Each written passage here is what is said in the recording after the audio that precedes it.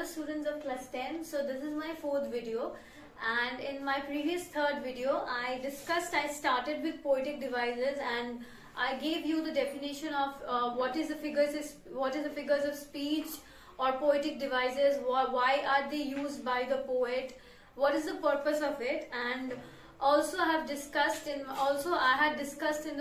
my previous video the different kinds of figures of speech. For example, transferred epithet, which has been used in the poem by the poet. And what are those transferred epithets?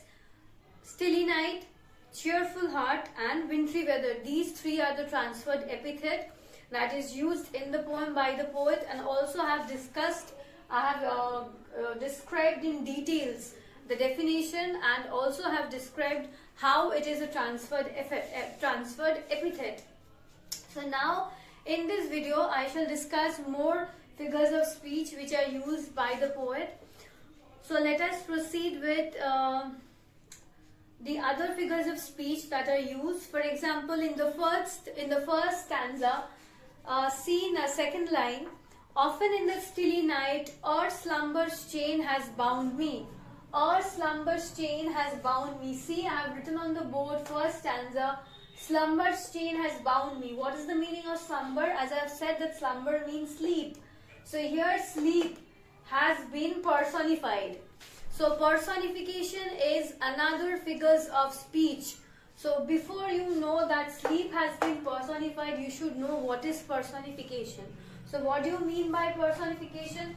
Personification means when human attributes or human qualities are given to an inanimate object or to a non-living thing. So for example, so what is personification? Personification is giving human attributes. Giving human attributes or qualities. ATTRIBUTES, attributes or qualities. So when the poet gives human attributes or a human quality to an inanimate object or to a non-living thing, that figures of speech is called personification, which means the poet personifies an inanimate object or a non-living thing. So here in this poem, in the sentence, or slumber's chain has bound me. Slumber means sleep. So here the poet Thomas More, he is personifying slumber, which means he is personifying sleep. This means the meaning of the word is sleep. So he is personifying sleep, which means he is giving sleep the attributes or the qualities of human action. For example, our slumber's chain has bound me. What does this line mean? It means that before he falls asleep.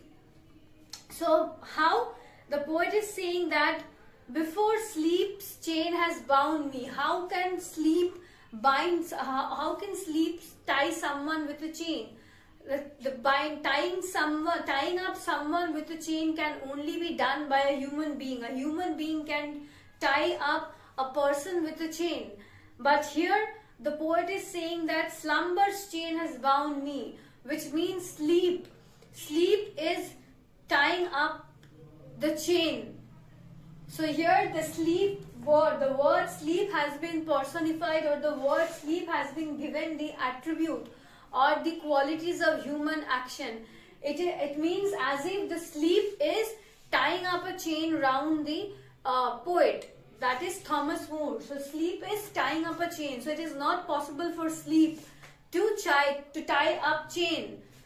The tying up chain or tying up rope or anything, it can only be done by human beings. So what is the poet doing? The poet here is personifying the sleep. That is, he is giving human action or human qualities to a non-living thing or to an inanimate thing. That is called personification. So this line has been personified, or slumber's chain. Then this is one figures of speech that has been used by the poet. Another figures of speech that is used in the second stanza. See in the second stanza, I have seen around me fall like leaves in wintry weather. When I remember all the friends so linked together, I have seen around me fall like leaves in wintry weather. So what figures of speech is used in the second stanza in this word? Let me write it down on the board. That is like leaves. L-I-K-E, like leaves, L-E-A-V-E-S. It is what? Like. Simile, S-I-M-I-L-E. Simile is again another figures of speech. And what is the definition of simile?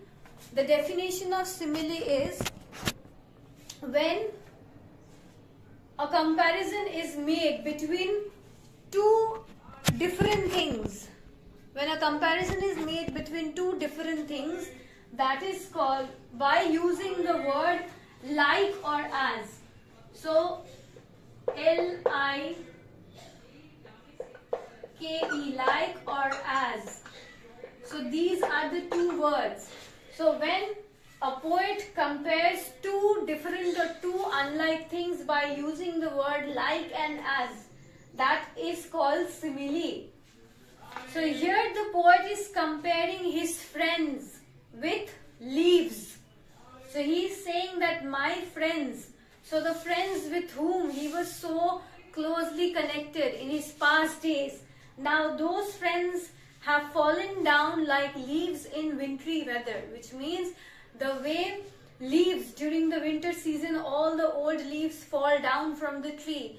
In a similar way, all his friends have fallen down. Fallen down means all his friends have fallen apart. Now his friends are not in connection with the poet. All his friends have maybe died, or maybe they have gone to another city. So they are not in connection anymore. They are not in connection with the poet anymore. So here, that is why the poet is using the figures of speech, that is simile, S-I-M-I-L-E. This simile has been used by the poet, or this figures of speech is used by the poet to compare poet's friends with leaves by using the word like. So like leaves. So let me give you some more examples of simile so that it becomes clearer for you by using the word as. So as if I say, for example, another example, write it down. He is as strong as a fox. He is as strong as a fox. So here a person has been compared with a fox. How?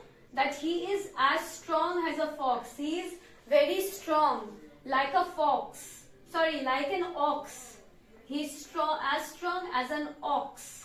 So here the person he is compared to an ox by its strength. So he is as strong as an ox.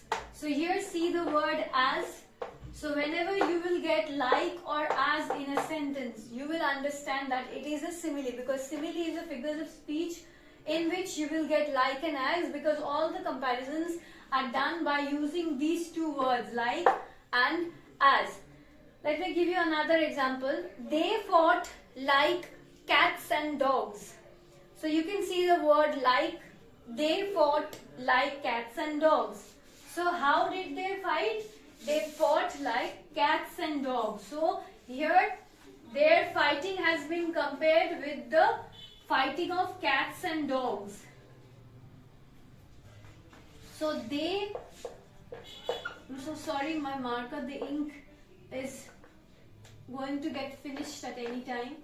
Anyway, so they fought like cats and dogs. They fought like cats and dogs. So here the word like, it is simile. How do you understand? Because the word like has been used, and here their fighting has been compared with the fighting of cats and dogs. So comparison has been done between two different things by using the word like, and in many cases you can also see the word as. So this is the definition of simile. That is again another figures of speech. So I hope figures of speech, so these 4 figures of speech which has been used in the poem. In the first stanza there is transferred epithet and personification. In the second stanza there is simile.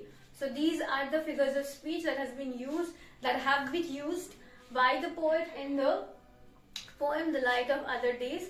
I hope these are clear. So this is the end of the poem. I have already discussed the poem and I have already discussed the figures of speech in my videos. So in my next video I'll be starting with another fresh poem or another fresh prose. So you'll get to know about that. Okay, thank you students.